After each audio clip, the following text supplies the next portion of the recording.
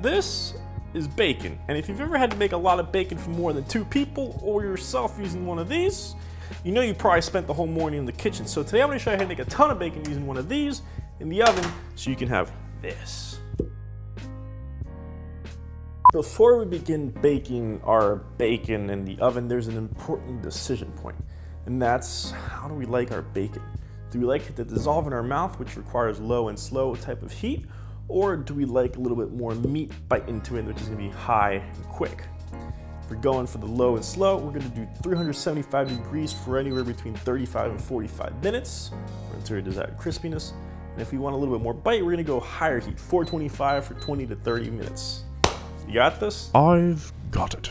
Let's do it. After preheating the oven, it is time to line the baking sheet with aluminum foil. Basically take your sheet, hold it. Open it like a book and cover your baking sheet. You do not want any bacon grease on your sheet because, well, it's a pain in the butt to clean. He then moves on to his second baking sheet and magically covers it.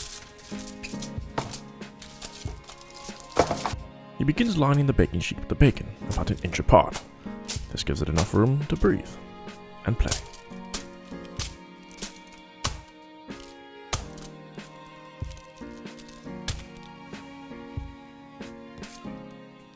To the oven.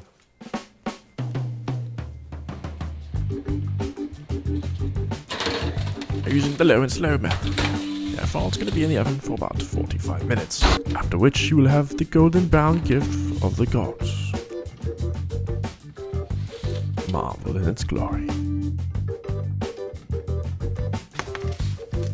Crispy, golden bacon. Remove the disintegrating bacon onto a paper towel lined sheet to absorb the extra grease, which you can store or store.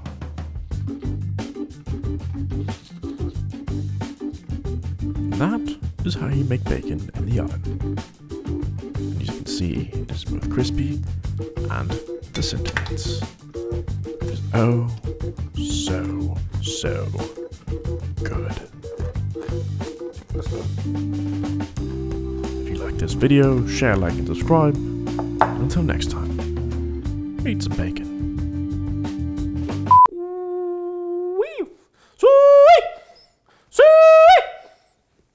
That's how you call the bacon.